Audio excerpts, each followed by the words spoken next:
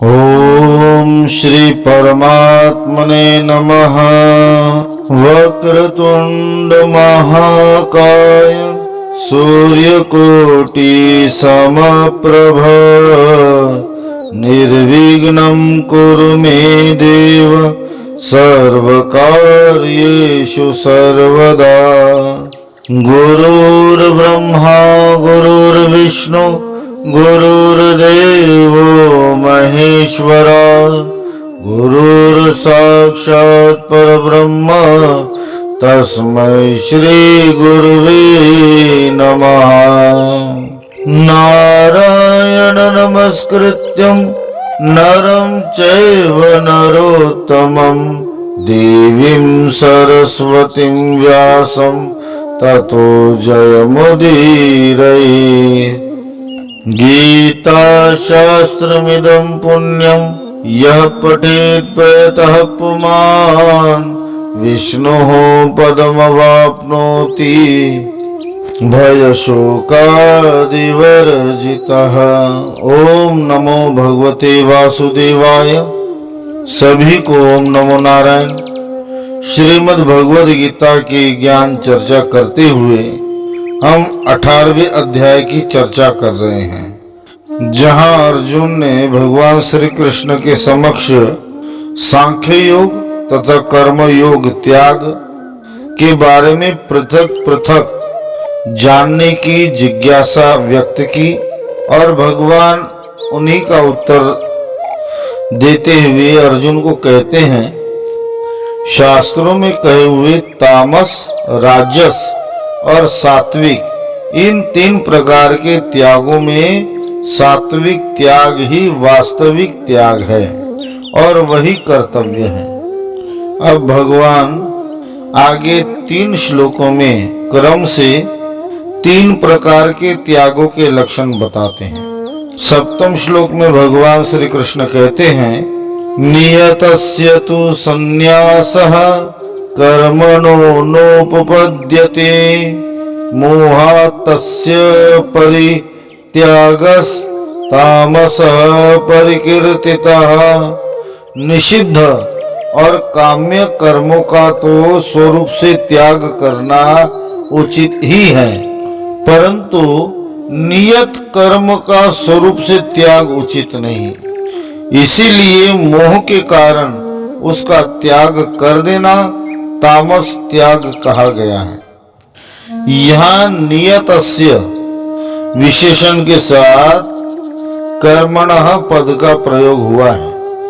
इसका आशय यही है, भगवान श्री कृष्ण कहते हैं कि वेद और शास्त्रों में जो मनुष्य के लिए कर्म सुनिश्चित किए गए हैं, वर्ण आश्रम स्वभाव और परिस्थितियों के अनुसार यज्ञ दान तप आदि, प्रजा पालन, पशुपालन, कृषि, व्यापार, सेवा, भोजन आदि खान पान, जो कर्म वर्णाश्रम धर्म के अनुसार सुनिश्चित किए गए हैं, उन्हें आवश्यक कर्तव्य कर्म बताया गया है।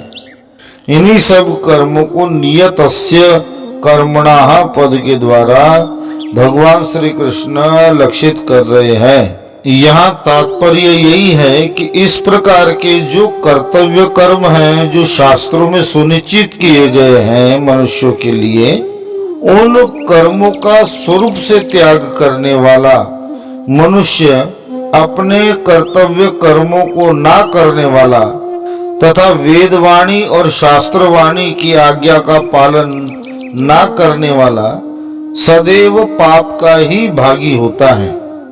मनुष्य यदि इस प्रकार के कर्तव्य कर्म को नहीं करेगा और त्यागेगा तो यह परंपरा नित्य आगे आगे बढ़ती ही जाएगी और इसी कारण कर्मों की भी परंपरा टूट जाएगी।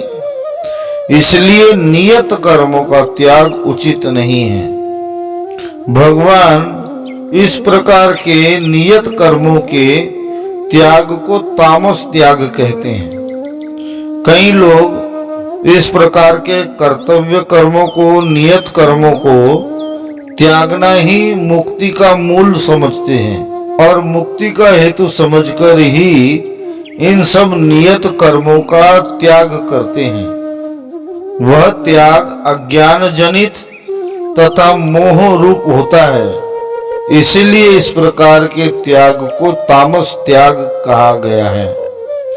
उस त्याग से ना तो कर्म बंधन से मनुष्य मुक्त हो पाता है और ना ही ज्ञान को प्राप्त हो पाता है और ना ही साधन मार्ग में, साधना मार्ग में अग्रसर हो पाता है। ऐसा त्याग मनुष्य को अधोगति की ओर ही ले जाता है। अष्टम श्लोक में भगवान श्री कृष्ण राजस त्याग के लक्षण बताते हैं। दुखे मित्येव यत् कर्म काय क्लेश भयात् त्यजेत् सकृत्वा राजसं त्यागम नैव त्याग फलम लभेत्। जो कुछ कर्म है वह सब दुख रूप ही है, ऐसा समझकर यदि कोई शारीरिक क्लेश के भय से कर्तव्य कर्मों का त्याग कर दे तो वह ऐसा राजस त्याग करके त्याग के फल को किसी भी प्रकार भी नहीं पाता। यहाँ भगवान दुखमित्येव यत् कर्म बात कह रहे हैं, अर्थात जितने भी कर्म के अनुष्ठान में मन, इंद्रियां और शरीर इनके द्वारा कार्य होते हैं तथा परिश्रम होता है, वह परिश्रम भी यहाँ दुख रूप ही माना गया है। बहुत सी सामग्रियां एकत्रित करनी पड़ती हैं, शरीर के आराम का त्याग करना पड़ता है, व्रत उपवास आदि करके विभिन्न प्रकार के कष्टों को सहन करना पड़ता है, नियम पालन करना पड़ता है। इसी के कारण भगवान यहाँ समस्त कर्मों को दुख रूप समझकर मन, इंद्रिय और शरीर के परिश्रम से बचने के लिए तथा आराम करने की इच्छा से जो यज्ञ, दान और तप आदि शास्त्र विहित कर्मों का त्याग करना है, यही उनको दुख रूप समझकर शारीरिक क्लेश के भय से उनका त्याग करना है। इस प्रकार के त्याग को भगवान यहाँ रजोगुण से प्रेरित अर्थात राजस त्याग कह रहे हैं। जो लोग किसी भी कर्म के लिए शारीरिक परिश्रम नहीं करना चाहते, कई प्रकार के बहाने करते हैं कि क्या करना है, यज्ञ आदि करके सामग्री एकत्रित करनी पड़ेगी, ऐसा करना पड़ेगा, वैसा करना पड़ेगा, कितने ही बहाने बनाते हैं, क्योंकि वे सभी उन कर्मों के द्वारा होने वाले मन तथा शरीर को जो कष्ट है उन कष्टों से बचना चाहते हैं। ऐसे मनुष्यों की अपने शरीर में तथा मन में ममता और आसक्ति होती है। उनके लिए अपना शरीर और अपने शरीर का आराम ही अत्यंत प्रिय होता है और जब तक यह ममता और आसक्ति शरीर के प्रति बनी रहेगी तब तक मनुष्य किसी भी प्रकार कर्म बंधन से मुक्त नहीं हो सकता। इसलिए यहाँ इस प्रकार समझना चाहिए कि यह जो राजस त्याग जो भगवान इस श्लोक में बता रहे हैं वह नाम मात्र का ही त्याग है, इसमें त्याग जैसा कुछ भी नहीं है। राजस त्याग के लक्षण बतलाकर अब भगवान आगे सात्विक त्याग का लक्षण बताते हैं। नवम श्लोक में भगवान कहते हैं, कार्यमित्येव यत् कर्म नियतं क्रियते अर्जुन संगम त्यक्त्वा फलं चैव सत्यागः सात्विको मतः।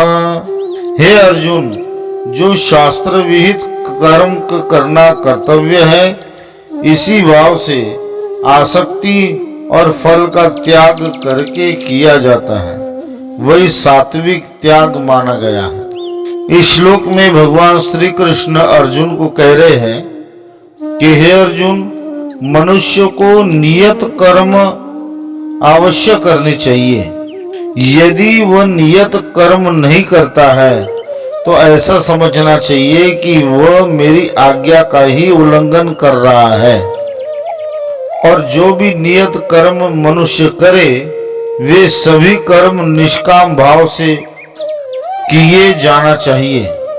अपने कर्म आसक्ति और फल के त्याग करके ही करना चाहिए।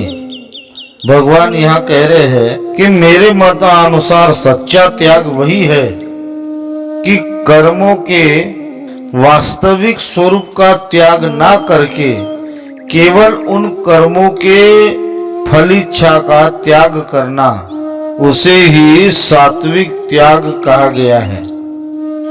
इस प्रकार सात्विक त्याग करने वाले पुरुषों का भाव बताकर सात्विक त्यागी पुरुष की अंतिम स्थिति का लक्षण भगवान श्री कृष्ण अर्जुन को बताते हैं। 10वें श्लोक में भगवान कहते हैं, न द्वेष्टय कुशलम कर्म कुशले न अनुषज्यते त्यागी सत्व समाविष्टो मेधावी छिन्न संशय। जो मनुष्य अकुशल कर्म से तो द्वेष नहीं करता और कुशल कर्म में आसक्त नहीं होता, वह शुद्ध सत्वगुण से युक्त पुरुष संशय रहित, बुद्धिमान और सच्चा त्यागी है।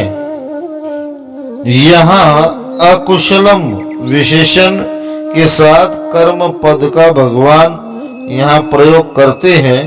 उसका तात्पर्य यही है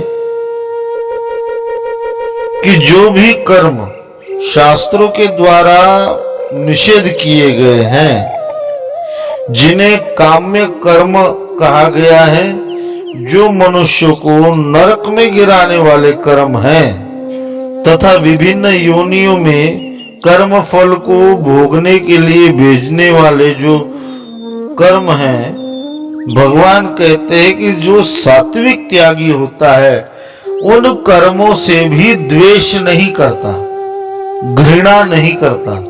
क्योंकि जो सात्विक त्यागी होता है उसका राग द्वेष आदि जितने भी द्वंद्व है वे संपूर्ण द्वंद्व उसके शांत हो जाते हैं और बुद्धि उसकी स्थिर हो जाती है, अव्यभिचारिणी बुद्धि उसकी हो जाती है। परंतु वह जानता है कि ऐसे काम्य कर्म, अकुशल कर्म जो है वह सदैव त्यागने ही चाहिए। उन कर्मों का त्याग करना ही मनुष्य का कर्तव्य है। इसी भाव से लोक संग्रह के लिए परम त्यागी मनुष्य उन सभी कर्मों का त्याग करते हैं।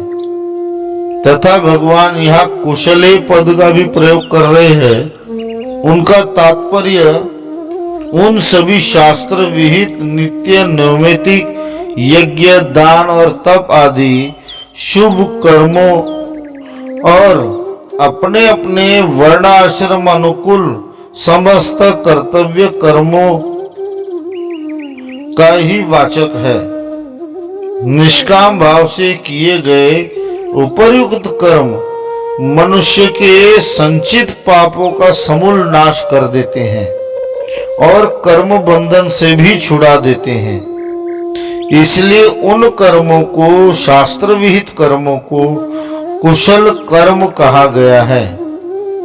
भगवान यह कहते हैं कि जो श्रेष्ठ त्यागी मनुष्य है वो विधिवत इन सभी कर्मों का अनुष्ठान भी करते हैं, परंतु उनका वह अनुष्ठान, उनका वह कर्म आसक्ति पूर्वक नहीं होता।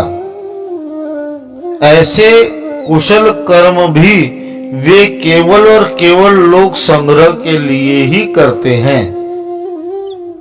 ना तो उन कर्मों में उनकी कोई फलेच्छा, कोई कामना ही होती है, ना ही उन कर्मों को करने की उन्हें कोई और आवश्यकता होती है।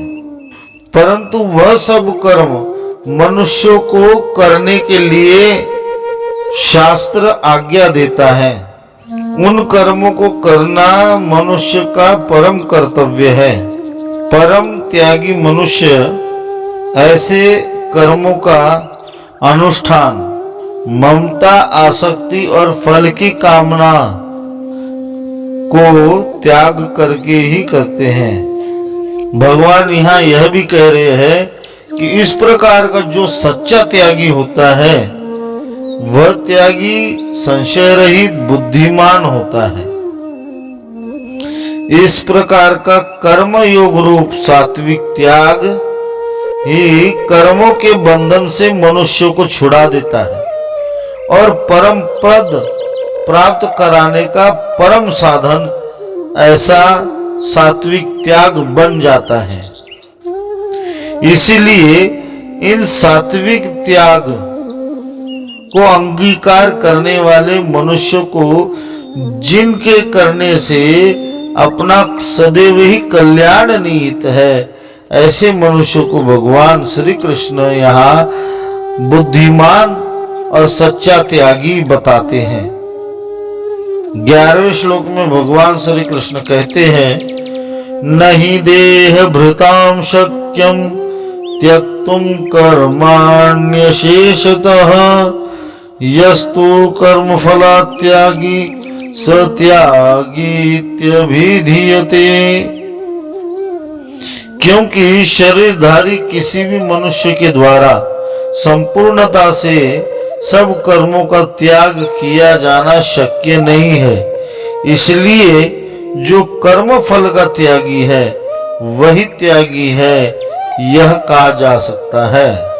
जो लोग शरीर का धारण और पोषण तथा पालन आदि करते हैं, ऐसे समस्त मनुष्य समुदाय के लिए यहाँ देह भृता पद है।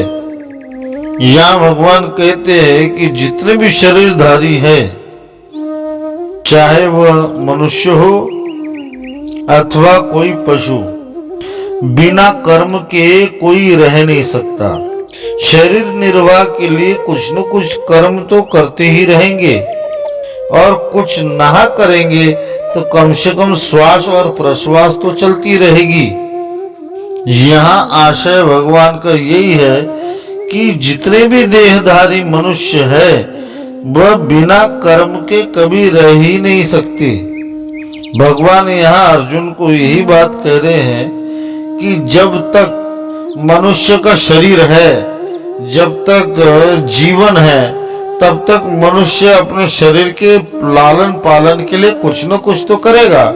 चलना फिरना, उठना बैठना, खाना पीना, सोना, शौच आदि करना, इन सब कर्मों का पूर्ण रूप से मनुष्य त्याग नहीं करता और ना ही कर सकता है, क्योंकि ये सब कर्म शरीर रखने के लिए आवश्यक है।